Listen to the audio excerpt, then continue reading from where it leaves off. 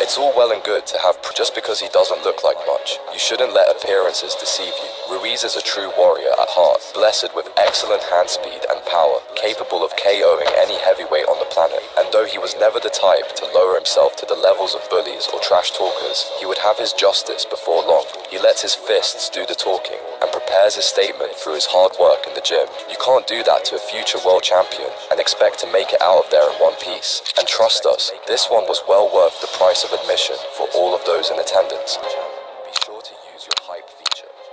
As Andy Ruiz climbed through the opening stage of his pro career, we didn't fully have a gauge on his potential. He had brutal power and speed, but for most casual fans, a guy who looks like him is never going to pass the eye test. Fight by fight, he continued to improve, though, sharpening his skills more and more with each appearance. And though nobody was ready to call him the single best prospect in the heavyweight division, he was definitely building something, and his wins were becoming more and more dominant the longer he stuck around. The improvements were clear, and he was in the perfect position to punish his cocky opponent in this matchup. What we didn't realize was just how far up the ladder Ruiz could actually climb. Jonte Willis came into this fight and wanted to make it clear to Ruiz that he was not afraid, even though he probably should have been. He certainly was a character though, prone to some very flamboyant public displays. He even jokingly tried to raise his own hand in his last fight before Ruiz, despite being seconds away from being declared the losing fighter. Ruiz was no ordinary fighter though, and Willis would be forced to learn a tough lesson about the levels that exist in the boxing ring.